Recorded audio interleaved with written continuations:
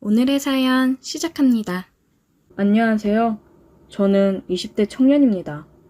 얼마 전 제가 정말 살면서 경험해보지 못할 경험을 해봐서 이렇게 글을 쓰게 되었습니다. 저는 한참 취업 준비를 하고 있었고 여러 군데 면접을 보러 다니느라 서울 쪽에 올라갈 일이 있었어요. 한 일주일 정도 서울에 머물러야 됐는데 취업 준비생인 제가 무슨 돈이 있었겠어요. 그래서 서울 사는 친구놈한테 연락해서 일주일만 신세 좀 져도 되냐고 부탁을 했습니다. 친구는 여자친구랑 동거 중이어서 일단 물어보고 연락을 준다고 했어요. 저는 여자친구랑 동거 중이면 괜히 내가 가면 안 될 것 같다고 괜찮다고 했는데 여자친구 그런 거 신경 안 쓴다고 우리는 굉장히 자유로운 사람들이니까 기다려보라고 하더라고요. 어차피 자기네 투룸이라 크게 상관없다면서요. 저는 친구의 연락을 기다렸고 친구는 그날 저녁에 여자친구도 괜찮다고 했다면서 연락을 줬습니다. 저는 고마우면서도 미안했고 괜히 좀 불편하지 않을까 생각을 하기는 했습니다. 하지만 찬밥 더운 밥 가릴 처지가 아니기 때문에 친구한테 고맙다고 얘기하고 곧 올라간다고 했습니다. 며칠 뒤 저는 서울역에 도착했고 친구가 마중 나와 친구 따라 집으로 갔어요. 야, 오랜만이다. 그러게, 잘 지냈지? 갑자기 이런 부탁해서 미안하다. 미안은 무슨. 나도 맨날 너네 집 가서 밥 얻어먹고 그랬는데 며칠 지내는 게 뭐 어렵다고. 언제든 얘기해.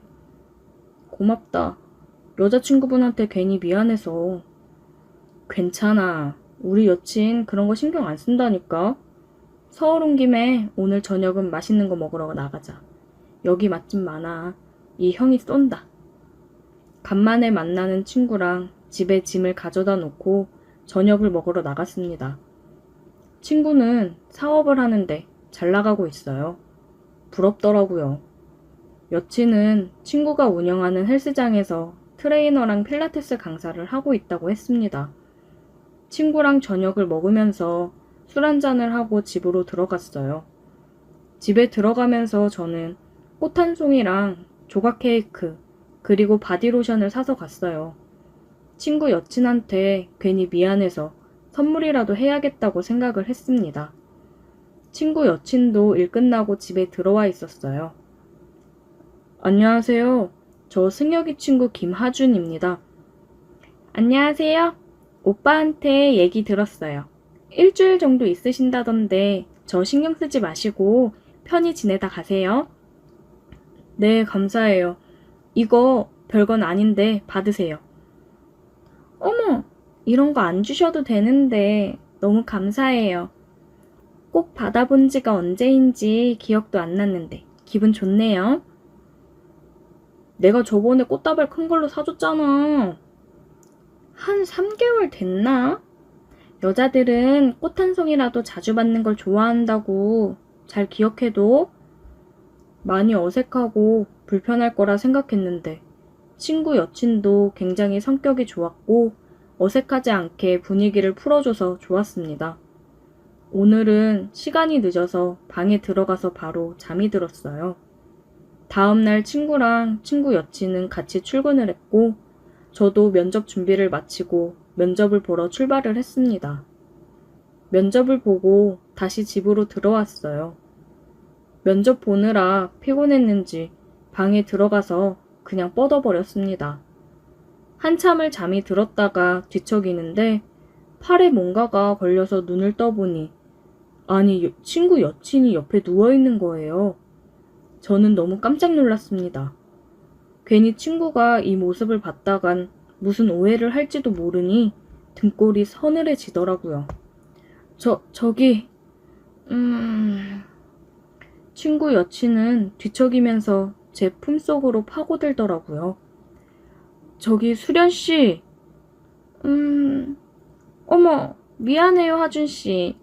오빠인 줄 알고 저도 모르게 옆에서 깜빡 잠이 들었네요. 괜찮습니다. 승혁이는요? 오빠 조금 있으면 올 거예요. 오늘 저녁은 뭐 드실래요? 저는 아무거나 괜찮아요. 그럼 우리 오빠 오면 족발 먹을래요? 네, 좋아요. 제가 살게요. 괜찮아요. 오빠 오기 전에 저는 먼저 좀 씻고 나와야겠어요. 운동하고 와서 땀 많이 흘렸는데 너무 피곤해서 저도 모르게 잠이 들어서. 아, 씻으시게요? 네, 그럼 저는 방에 좀 있다가 나갈게요. 네, 제가 족발 주문할게요. 혹시 오면 좀 받아주세요. 네, 제가 받을게요. 친구 여친은 씻으러 들어갔고 저는 방에서 마음을 진정 좀 시키고 있었어요. 조금 있다가 다행히 친구가 집에 왔습니다. 왔어? 족발 시켰는데 잘 맞춰왔네. 안 그래도 배 겁나 고프다. 수련이는? 수련씨? 씻는다고 하던데? 아, 나는 밥 먹고 씻어야겠다. 힘들다, 힘들어. 고생했다. 족발도 왔나 보다. 때마침 족발이 도착했고 저는 족발을 받아서 상을 차리고 있었습니다. 족발 빨리 왔네요. 친구 여친은 나시의 반바지 차림으로 나와서 머리에 수건을 감싸고 앉았어요. 눈을 어디다 둬야 될지를 모르겠더라고요. 빨리 먹자. 배고프다. 족발을 먹으면서 냉장고에 있던 맥주랑 소주를 꺼내서 같이 마셨습니다. 요즘 매일 취업 준비하느라 술을 안 마셨었는데 얼마 만에 마시는 술인지 너무 시원하고 맛있었어요. 완전 꿀맛이었습니다. 한참을 그렇게 술을 마시며 족발을 먹고 있는데 친구가 얘기를 하더라고요. 저기 하준아, 우리가 너가 부탁해서 일주일 정도 우리 집에 있기로 했잖아. 그래서 우리도 너한테 부탁하고 싶은 게 있는데. 혹시 어느 정도 비용 지불하는 거면 얘기해줘. 내가 준비해서 줄게. 안 그래도 나도 너무 오래 신세져서 미안했거든. 아니, 돈은 괜찮아. 편히 있으라고 했잖아. 그러면 어떤 부탁? 실은 우리 커플이 다른 커플들이랑은 좀 달라. 서로 뭔가 굉장히 다양하게 즐긴다고 해야 되나? 무슨 말인지 모르겠다. 너만 괜찮으면 우리 셋이서 해볼래? 그게 무슨... 야, 이 자식아, 너 취했지? 할 말이 있고 못할 말이 있지. 여자친구 옆에 두고 뭐 하는 거야? 하준씨, 우리 지금 진지하게 얘기하는 거예요. 오빠랑 제가 취향이 좀 독특하거든요. 그래서 하준씨만 괜찮으면 해보고 싶은데. 어때요? 친구 여친까지 이렇게 얘기를 하니까 지금 나를 가지고 노는 건가? 장난치는 건가 생각이 들더라고요.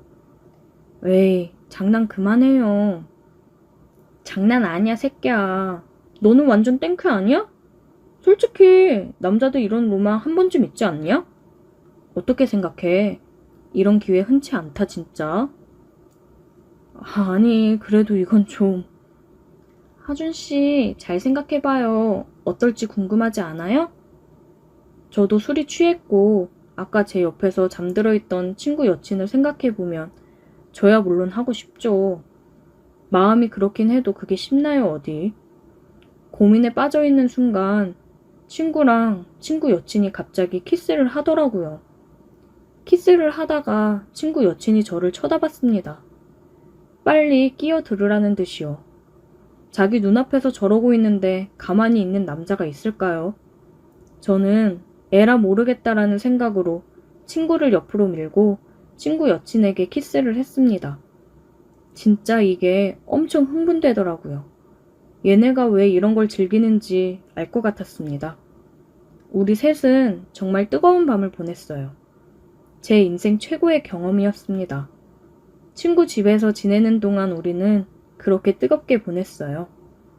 가끔 친구가 일을 가고 집에 둘이 있는 날이면 둘이서도 뜨거워졌습니다. 그러다 이제 집에 갈 날이 되니까 많이 아쉽더라고요.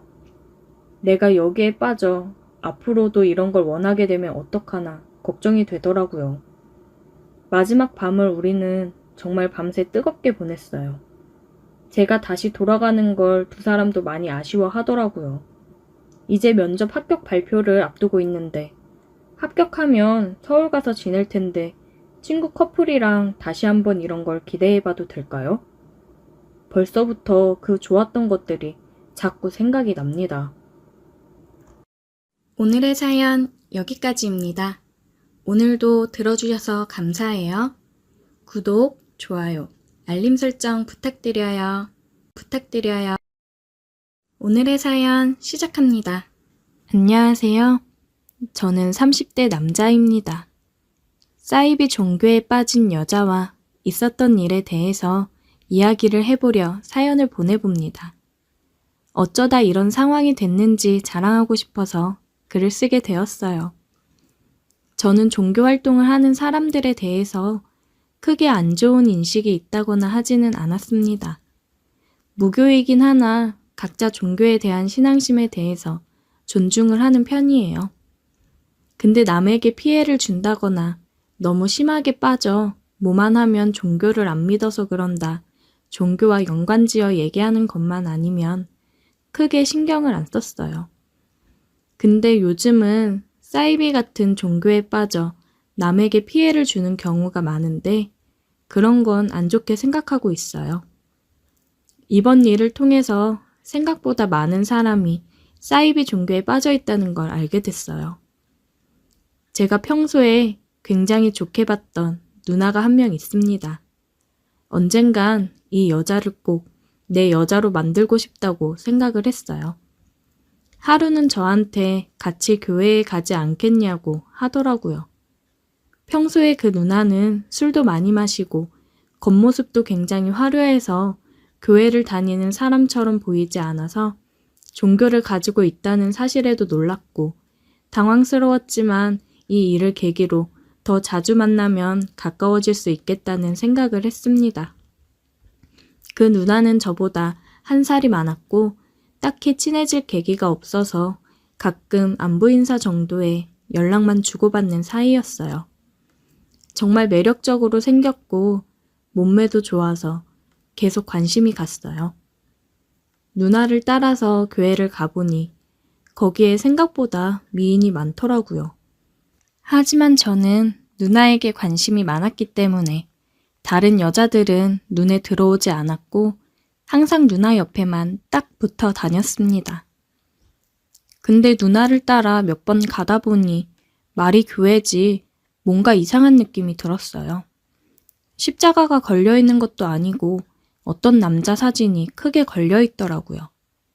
그리고 목사라는 사람은 검은색 벤츠를 타고 두꺼운 금 목걸이를 하고 이상하게 생긴 왕관까지 쓰고 나왔습니다. 그때 느낌이 딱 오더라고요.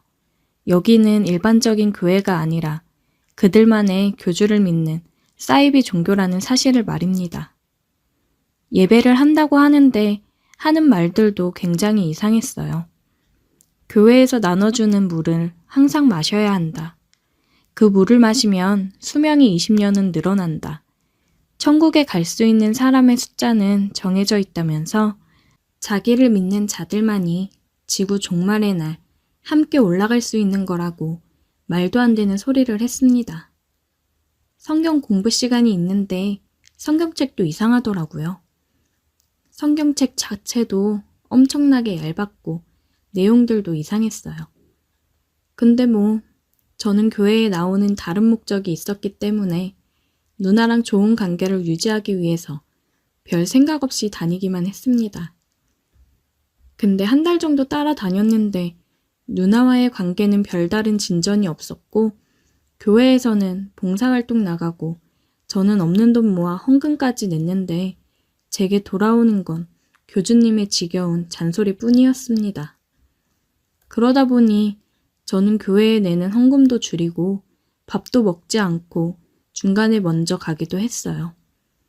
그러자 교주님이 저를 불러서 요즘 교회 나오는 게 힘드냐며 우리의 천국으로 가려면 헌금을 두둑히 내야 한다고 하더라고요.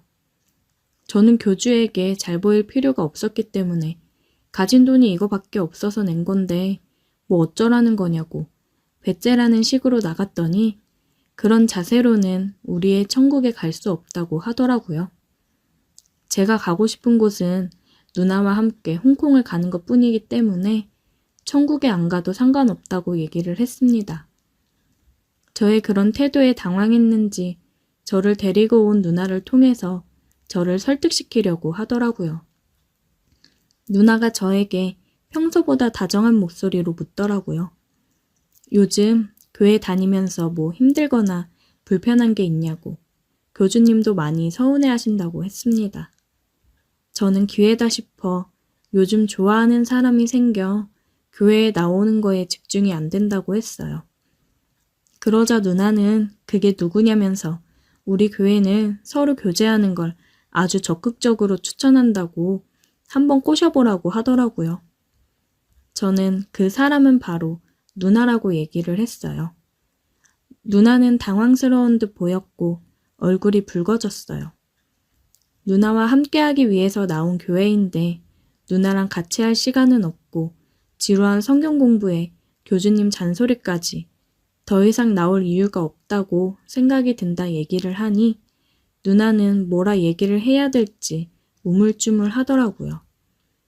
전 제 마음을 얘기했고 누나 결정만 남았다고 누나가 제가 영 아니라고 얘기하면 내 마음 정리하고 교회 나오는 것도 정리하겠다고 얘기를 했어요. 누나는 조금 생각할 시간을 달라고 하더라고요. 그 이후로 제가 안 나올까 그런지 교회 갈 날만 되면 저를 데리러 왔고 교회를 안 가는 날에도 같이 밥을 먹자며 함께하는 시간이 많아졌습니다. 밥을 먹으며 술을 한 잔씩 하면서 얘기를 했어요. 누나는 술을 마시면서 계속 나와야 천국에 갈 수 있다며 저를 설득하려 했고 저는 저와 관계를 어떻게 할 건지 확답을 달라고 했습니다. 누나는 얼굴을 붉히고 제 손을 잡았고 저는 제 마음을 받아주는 거냐고 물었더니 수줍은 듯이 고개를 끄덕였습니다. 그런 누나에게 입을 맞췄어요. 누나랑 저는 더 깊은 사이로 발전을 했고 누나는 이제 교회 빠지지 말고 같이 나가기로 약속한 거라고 얘기를 하더라고요. 저는 이제 제 여자가 된 누나를 그 사이비 종교에서 구해야겠다고 생각을 했습니다. 그 교주란 인간이 밖에서 어떻게 하고 다니는지 제가 봤거든요. 길 가다 우연히 보게 되었는데 길거리에서 노출이 심한 옷을 입을 여자한테 어깨동무를 하며 담배를 피우고 있더라고요. 동네에서 제일 나쁘다고 소문난 양아치들이랑 어울려 있는 모습을 목격했습니다. 항상 바르고 정직한 모습의 교주만 보다가 이런 모습의 교주를 보면 누나도 충격을 받고 그 교회에서 빠져나올 수 있을 거라고 생각을 했어요. 저는 일주일 정도 교주를 뒤따라 다녔고 보통 언제 어디서 누구를 만나는지 파악을 했습니다. 그리고 누나에게 보여줄 게 있다며 데리고 와서 교주가 술집으로 향하는 모습을 보여줬어요. 마중 나온 여자에게 입을 맞추고 팔을 주무르며 들어가는 모습을 본 누나에게 저게 잘난 교주의 실체라며 모두들 속고 있는 거라 이야기를 했고 누나도 많이 충격을 받은 듯 하더라고요. 그 이후로 누나는 3일 정도 생각을 할 시간이 필요하다며 잠수를 탔고 그 교회에서 나오겠다고 했습니다. 누나는 제게 덕분에 정신을 차렸다고 이야기를 했고 누나와 한 6개월 정도 연애를 하다가 헤어졌어요. 사이비 종교에서 나온 누나는 이제 종교를 멀리하기 시작했고 그동안 못 놀았던 걸 다 푸는지 맨날 사람들을 만나며 놀러 다니기 바빴습니다. 그러다가 연상의 남자를 만나 바람을 피웠고 헤어지게 됐어요. 그래도 아쉽진 않았습니다. 저도 누나랑 즐길 만큼 다 즐겼고 제게도 귀여운 신입생이 관심이 있다며 연락을 해오고 있었거든요. 누나를 만나면서 한 가지 교훈을 얻은 건 사이비에 빠진 여자는 절대 만나지 말아야겠다는 교훈을 얻었네요. 오늘의 사연 여기까지입니다. 오늘도 들어주셔서 감사해요. 구독, 좋아요, 알림 설정 부탁드려요. 부탁드려요.